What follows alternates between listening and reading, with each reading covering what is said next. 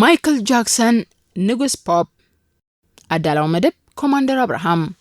ካብ ወዲ 6 ዓመቴ ኣብ ምዝንጋዕ ስነ ጥበብ ዓለም ኣትየም ከምቲ ቻርልስ ዲክሰን ኣቲ ዝመቀረን ዝኸፈአን ግዜ በመባል ንጉዕዞ ህይወቱ ዝገለጾ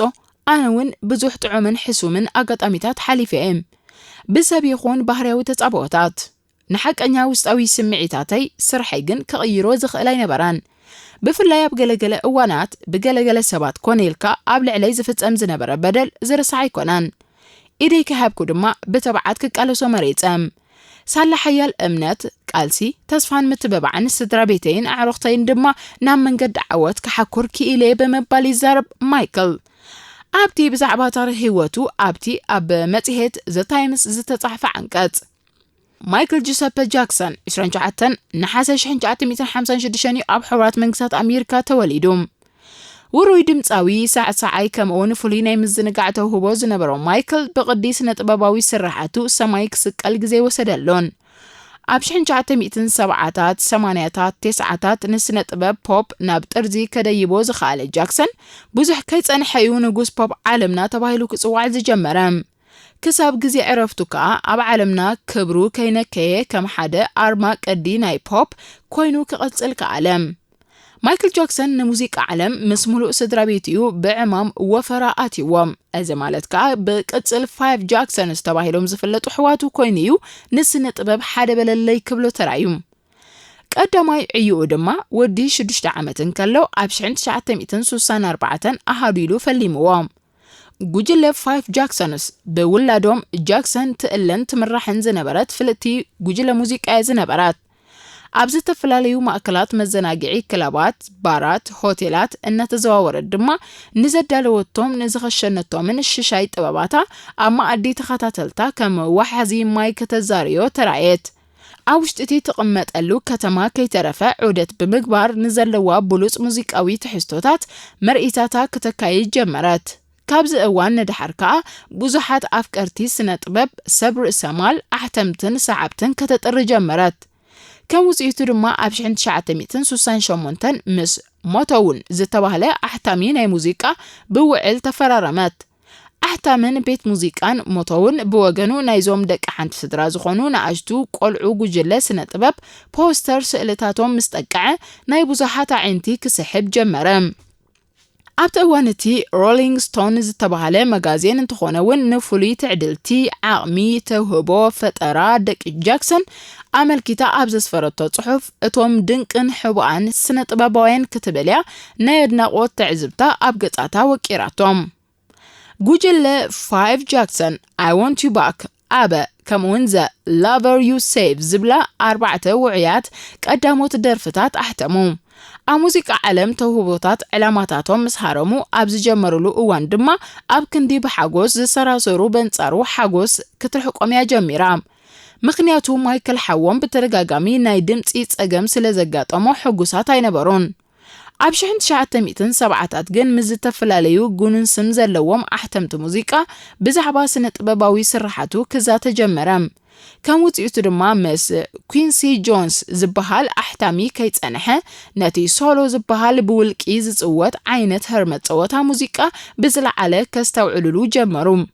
እቲ ቤት ሕትመት ከዓ ሓንቲ ካብተን ሱምያት ዕዮ ስነ ጥበባዊ ስራሓቱ ዝኾነት ነታ ኦፍ ዘ ወልደርስታ ሓዳስ ኣልቡም ናብ ህዝቢ ዘርግሓሉ ዓብዝናን ዓወትን ክጓናጸፈላን ክሓፍሰላን ድማ ከዓለም ኣብቲ እዋን እቲ ልዕሊ 20 ሚልዮን ቅድሓት ክትሽየጠሉ ዝኽኣለት ምስጢር ከዓ ፍረ ጻዕሪ ናይቲ ኣብ ሞይኡ ዝጎዮ ዝነበረ ምዃኑ ይዝረብ ነዚ ኣልቡም ከዕውታ ዝኽኣለ ቀንዲ ረቑሒ ግን ኣቐዲማ ሓያል ገምጋምን ምትዕርራይን ኢድ ናይ ዓበይቲ ስነ ጥበባውያን ስለ ዝሓለፋዩ እዛ ኣልቡም ኣብ እዋና 37 ሚእታዊት ብምዝጋብ ኣብ ኢንዳስትሪ ሙዚቃ ሕቡራት ሃገራት ሓንቲ ካፕተን ኣብ ቅድሚት ብምስራዕ ዝለዓለ መኽሰብ ማለት ኣታዊ ዝረኸባ ካሴታት እያ ሕጂውን ማይክል ትሪለር ዝሰመያ ቅዲ ሶሎ ዝሓዘት ካልእቲ ኣልቡም ከም ተጻዋታይን ድምፃውያን ኮይኑ ብቅዲ ፖፕ ዝዓየያ ኣብ ጫፍ ህቡብነት ዘሕኮረቶ ካሴት ሰለሰም ብደረጃ ዓለሙን ብዙሕ ተቐባልነትን ምውዕዋዕን ረኸበት ምሕር ስሙ ዝገነነ ድምፃዊ ማይክል ጃክሰን እዛ ኣልቡም ልዑል ሸፈነ ብምርካባ ንተኸታታሊ 37 ሰሙናት ንመራኸቢ ብዙሃን ሃገሩ ክትብሕቶ ተራእየት إذا ألبوم زياء بهاجر درجة 29 مليون بعالم درجة دما 110 مليون قدحات بمشات نعداقاتات موسيقى عالمنا كتعبللو ترأيت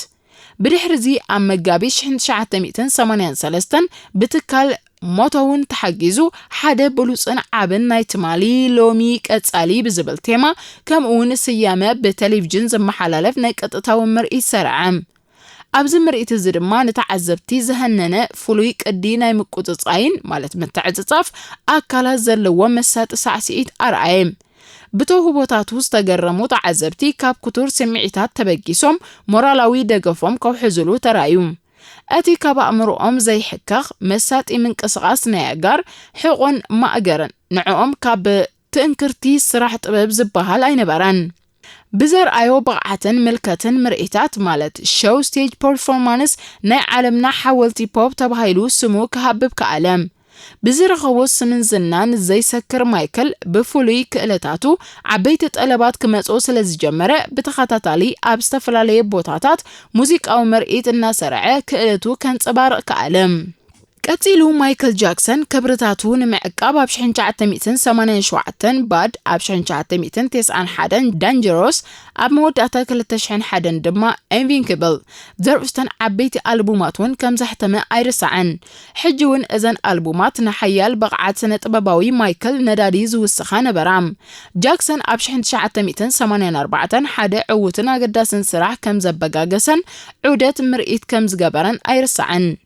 8 مليون دولار وصاي بمغبار دما ناب زتتحازو علامه مرشم مسكال ايو لينال ريتش بمخان We Are The World تبلدر فصحفم بقطتا اب حصير غزي دما لعلي 30 مليون قدحات كتشيط كالات تبغسو We Are The World نتوم اب امريكان افريقان زركبو دخاتات نمحجاز نبرام بشياط اتاويتات نايزا عبي ملأختن تحستون زلوا درفي نصقم حبرتسب محبحب كمو دما جبرام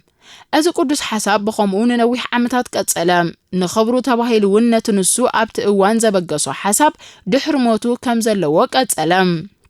بازيوم فلوطاتني عالمنا دمصاوያን እና ተቀለሰ ንዝተፈላለዩ ባህሪያዊ ሓደጋን ጸገማትን ንዘጋጥሞም ናይ ዓለምና አህዛብ ተመሳሳሊ ስጉምቲ ተወሲድዮም